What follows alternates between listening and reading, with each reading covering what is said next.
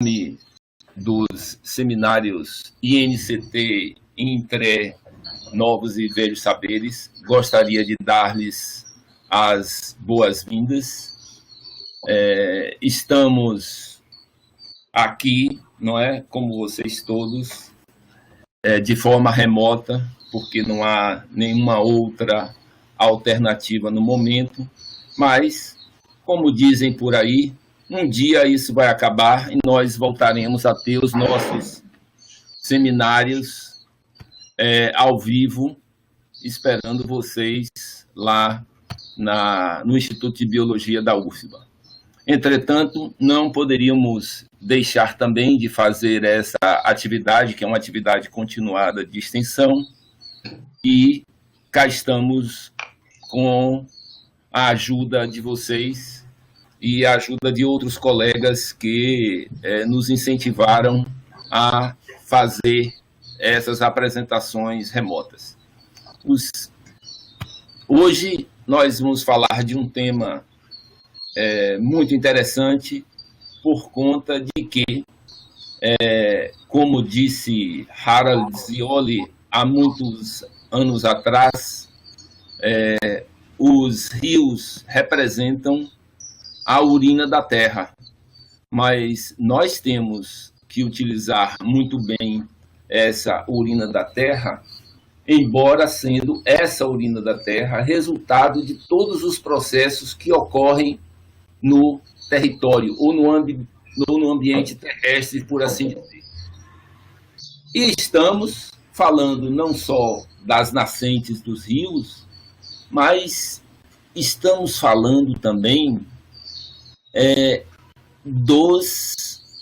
daquele problema que nós não deveríamos estar ocupando agora, que é a questão da restauração.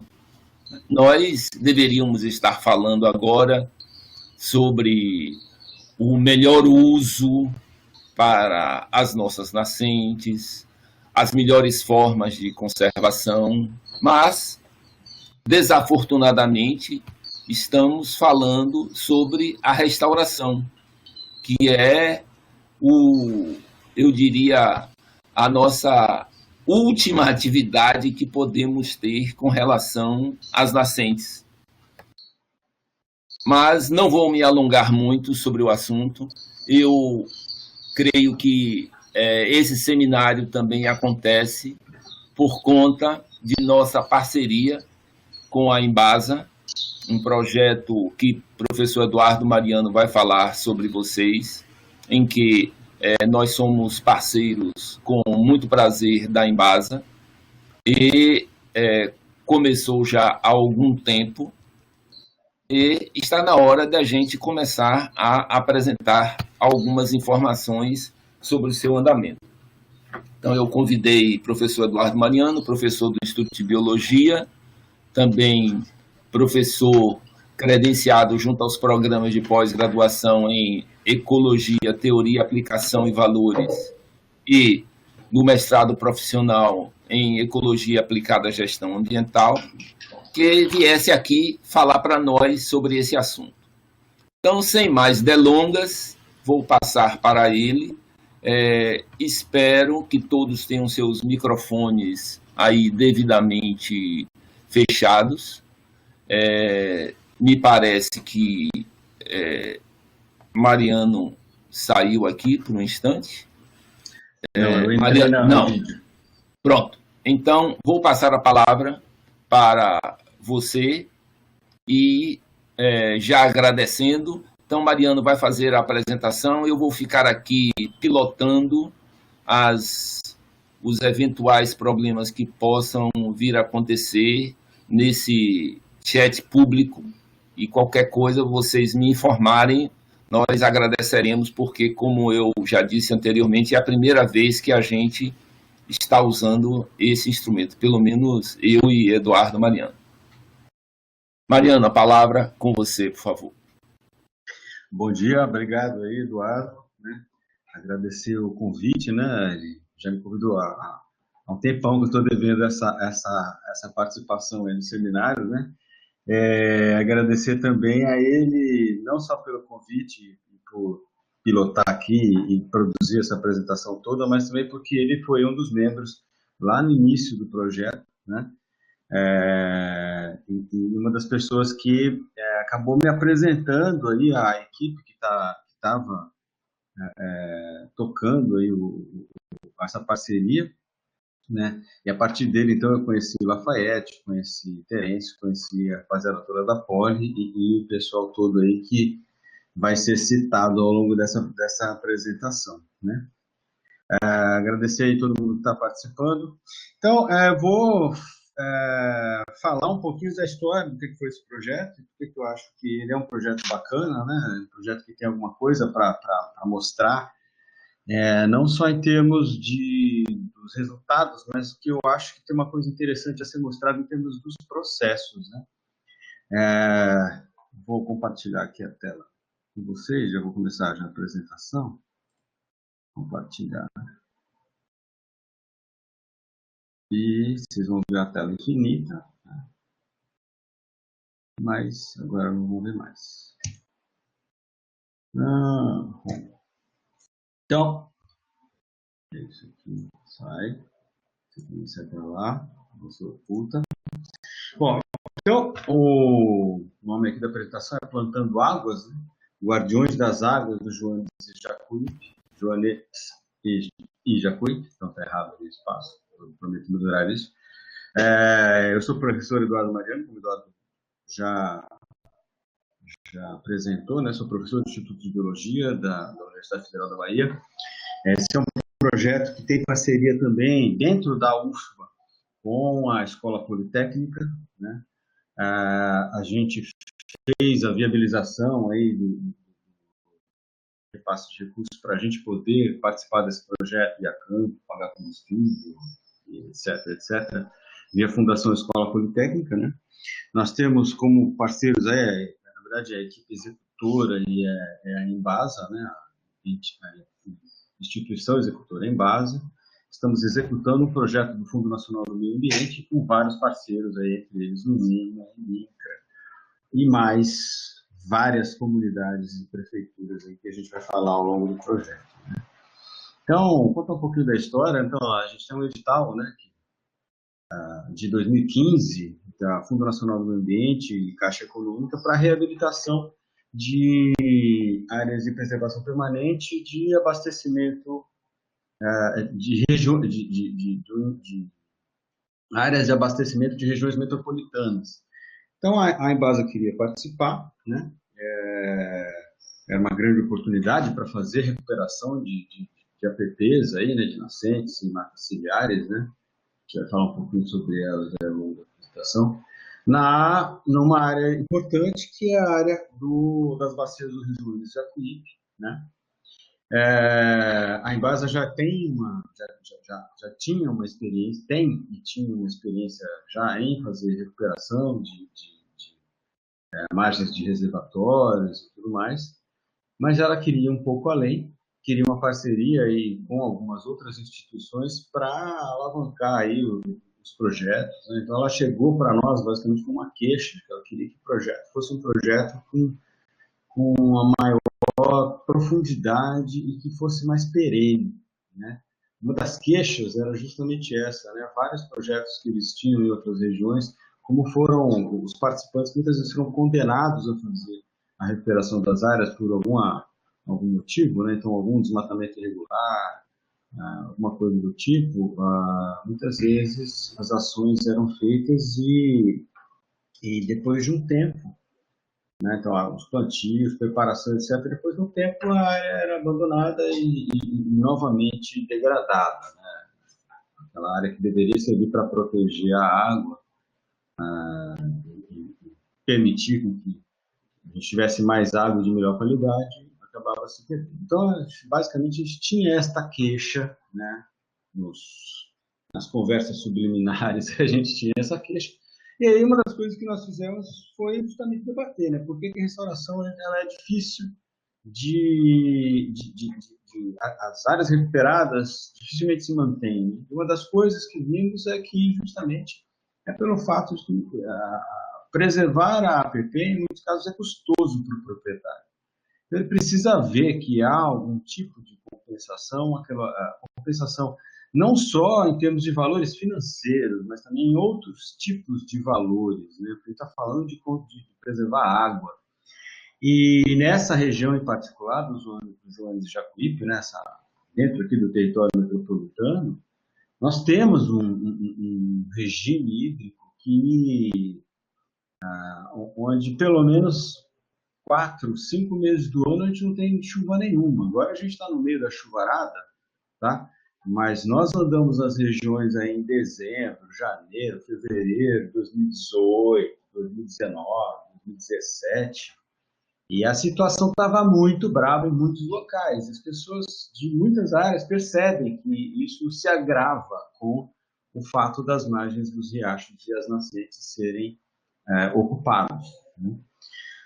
Então, uma das coisas que a gente pontuou, a gente precisa achar a área que vale a pena ser recuperada, mas principalmente como a gente vai estar fazendo proteção de área verde na terra de outra pessoa, a gente, antes de mais nada, precisa que essa outra pessoa queira. Então, essa foi uma das bases das discussões. A gente precisa achar as pessoas que querem recuperar suas nascentes.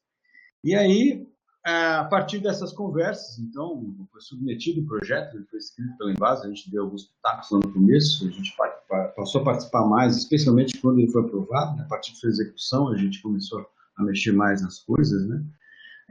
Então, de novo, né, é um projeto, o edital do Fundo Nacional do Meio Ambiente, né? Com dinheiro, com verbas que vêm da ANA, do Ministério do Meio Ambiente, do Ministério da Justiça, Caixa Econômica, né?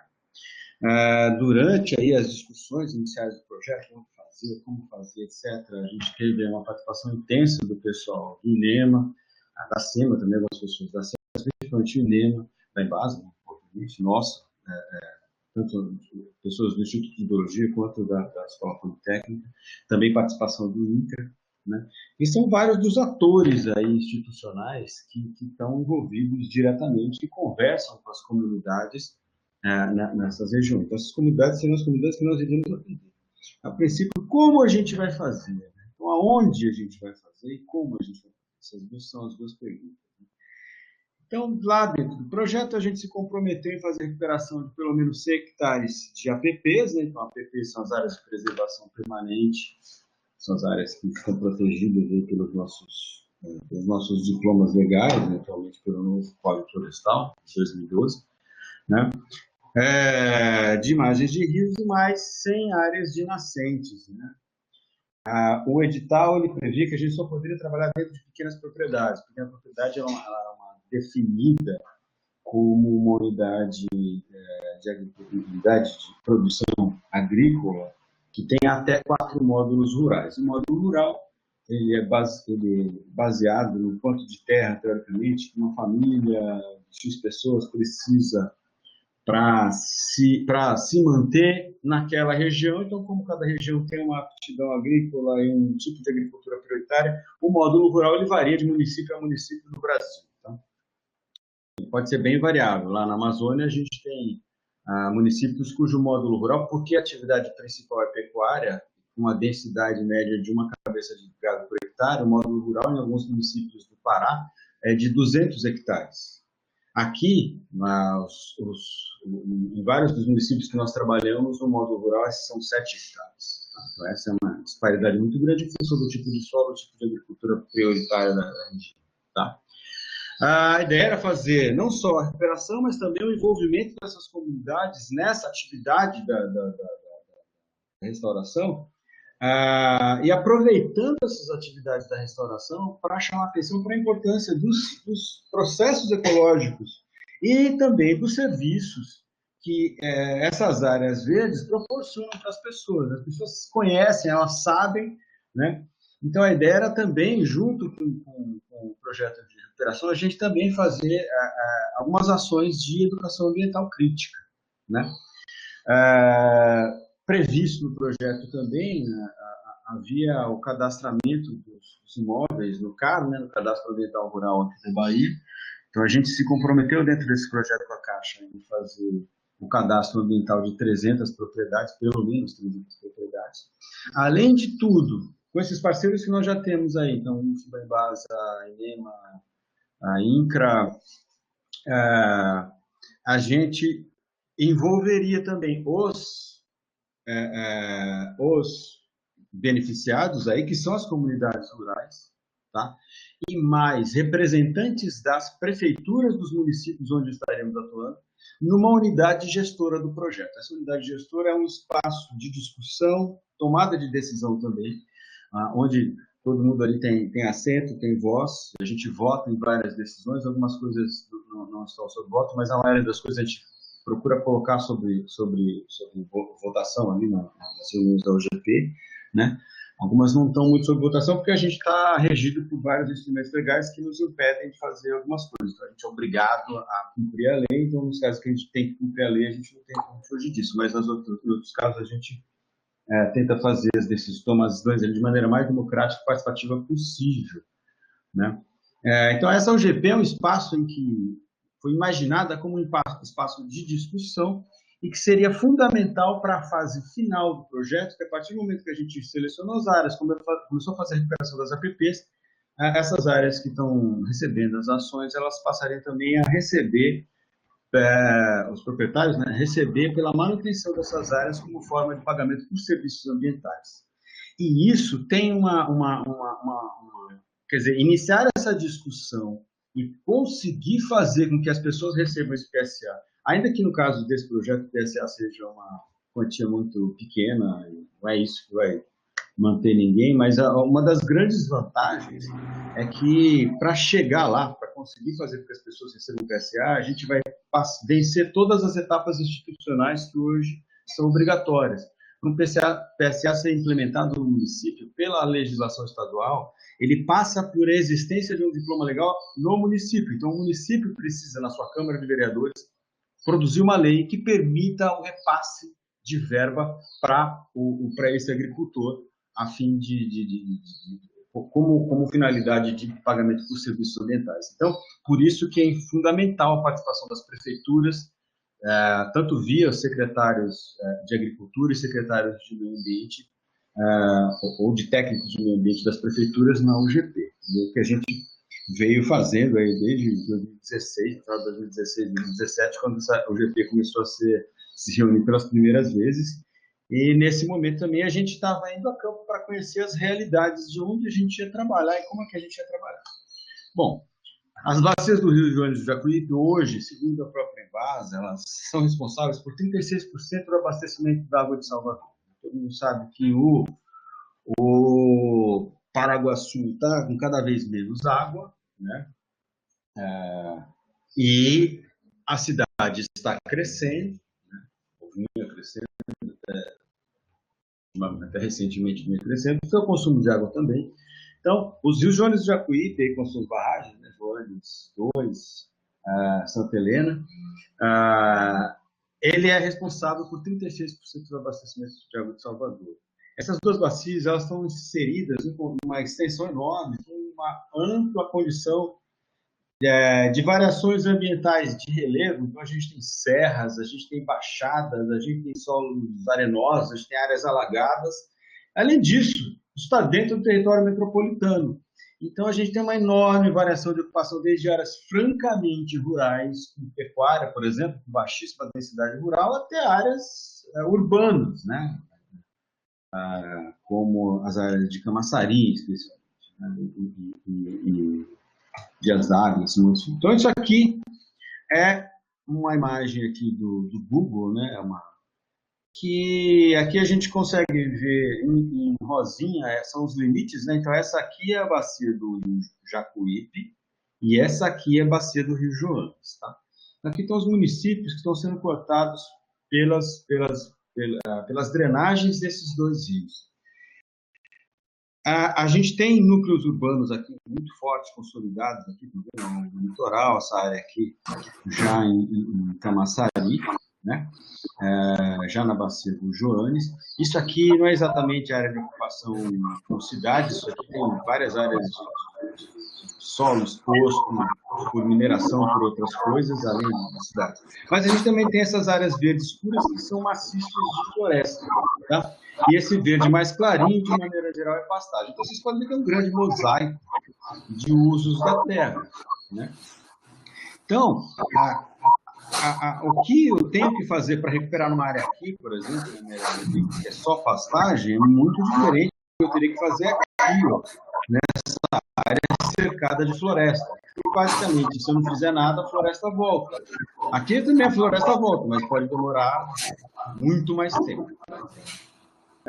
Então, é não só isso.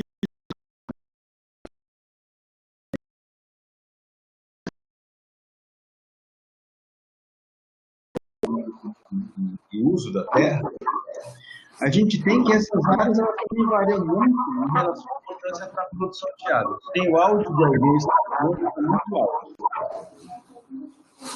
Eu vou pedir para que todo mundo feche o áudio por enquanto, depois a gente abre aí. Se quiser fazer alguma pergunta no meio do caminho, abre o áudio. Obrigado.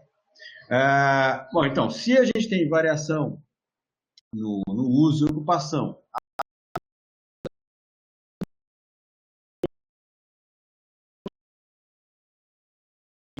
tem muito menos, né?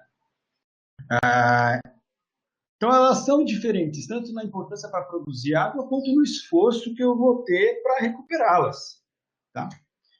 Aqui só 2 exemplos, né? Aqui é na BR-324, perto ali de Amélia Rodrigues, então, é só pasto aqui, pasto de canavial principalmente, tá? Apesar de a gente ter rios passando, esses rios eles secam grande parte do ano, mas não tem vegetação. Aqui o que eu for fazer de recuperação é do zero, e vai ter que contar com uma quantidade de esforço muito grande. Já essa região aqui, se eu não me engano, é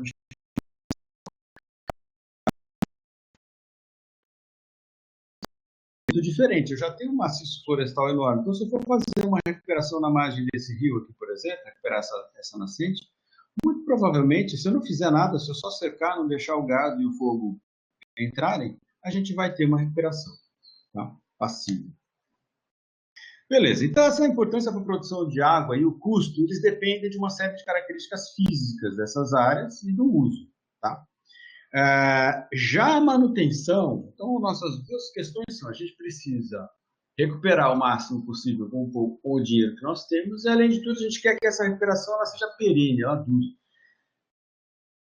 A primeira coisa, eu resolvo de onde são as áreas que têm menos custo, eu recupero mais, fazendo essa análise nessa escala. Entretanto, para saber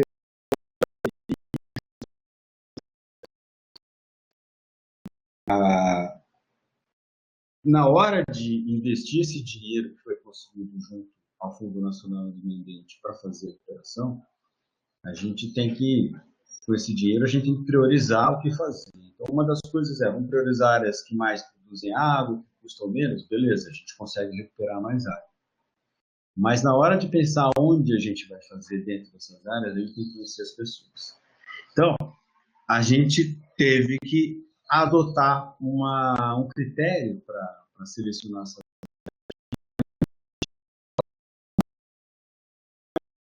Procurar as pessoas, eu vou olhar as regiões que são mais importantes para a produção de água. E dentro dessas regiões, eu vou procurar as pessoas ali dentro que têm a maior chance de aceitar o projeto, né? A gente está fazendo uma intervenção que, por mais que ela seja obrigatória na propriedade das pessoas, que é manter a APP, a gente quer produzir essa água, quer que isso seja para sempre. Para sempre é muito tempo, mas a gente quer que dure o máximo possível. Tem um outro áudio escapando aí.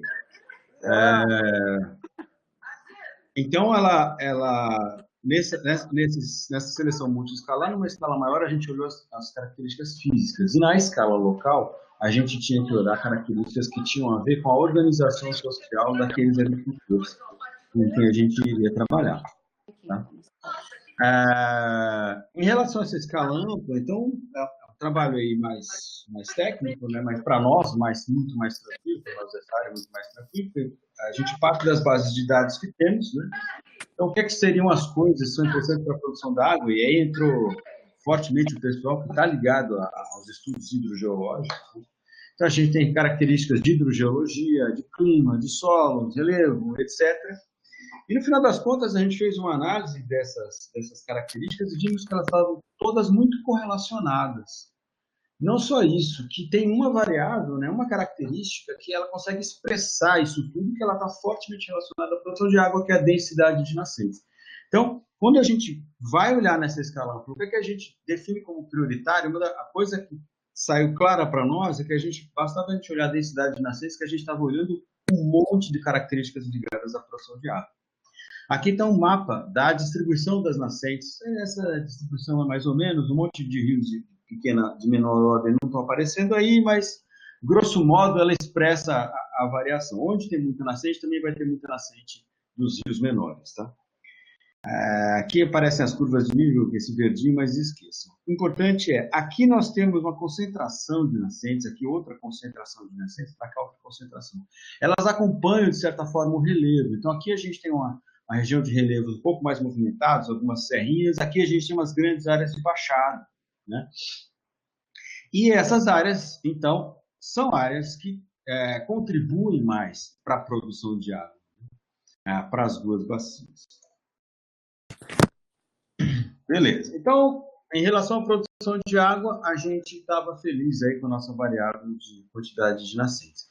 Em relação ao custo, o que a gente discutiu é que as áreas que já têm alguma vegetação, elas precisariam de muito menos esforço para serem recuperadas. Então, a gente incluiu, não tão importante quanto a densidade de nascentes, mas incluímos também uma variável de importância aí, que é a cobertura vegetal. A cobertura vegetal ela está relacionada a uma série de coisas, de facilitação de processos. Então, a gente usou uma variável muito simples, que é a quantidade de floresta que tem ali dentro da área. Tá?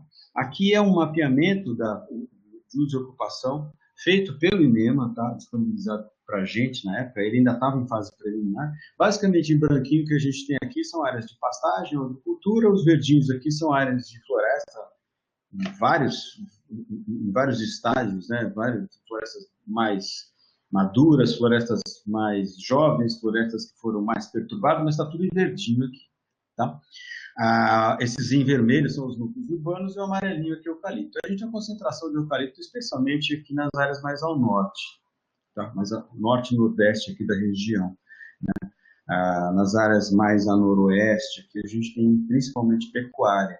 E próximo aqui de áreas aqui da barragem, mais próximas ao litoral, geralmente também nas faixas de precipitação maior, a gente começa a ter também mais agricultura de produção de hortaliças e outros produtos aí que são vendidos aqui para as áreas urbanas. Tá? Beleza, então a gente definiu nossos critérios ali. Uma outra coisa também é que a gente queria fugir das áreas urbanas. As áreas fortemente urbanizadas são um grande problema para nós. Tá? Fazer recuperação em área onde já tem uma grande ocupação é bastante complicado. Essa é a realidade. Você vai recuperar numa área de expansão irregular, por exemplo, você tem grandes chances de recuperar uma área e, um belo dia, aquela área ter sido invadida por uma ocupação. Então, a gente evitou essas áreas também. Então, a gente tem 3 variáveis aqui que foram importantes para nós. Tá? A densidade de nascentes está ligada à produção de água, a cobertura florestal, que está ligada à facilidade com a qual eu vou recuperar essas áreas e quanto eu vou ter que gastar para recuperar essas áreas. E a densidade de propriedades. A gente tem um mapeamento do IBGE que inclui aí as propriedades, tanto urbanas quanto rurais, então a gente podia usar a densidade de propriedades como um fator negativo. Então a gente definiu as variáveis e definimos os pesos dessas variáveis. Eu quero ressaltar aqui que essa discussão foi feita com um monte de participantes de várias áreas, tá? Foi antes da gente começar o projeto em si, a execução do projeto em si. Então, foi feito contando com o pessoal dos movimentos sociais, do INCRA, da Secretaria de Meio Ambiente, da UFBA, aí a UFBA com vários participantes, né, da Escola de Educação, da Poli, do Instituto de Biologia. Então, esses critérios nessa escala eles foram fortemente discutidos ali, e o peso que seria dado a eles também. Então, isso aí foi um processo de seleção multicritério, mas que foi definido dentro de uma discussão. Tá? Então, como é que a gente faz agora a priorização? A gente define a nossa área total, que vai ser as 2 bacias, e aí a gente define o que a gente chama de unidade espacial mínima. Vai ser a área em que a gente vai medir essas coisas. Qual que é a densidade de nascentes, qual é a cobertura florestal, qual que é a densidade de propriedades. Então, a gente dividiu as bacias aqui em hexágonozinhos de 1 quilômetro de lado, tá? Nem lembro quanto dá isso de área. E dentro desses hexágonozinhos a gente mediu quantidade de nascentes, cobertura vegetal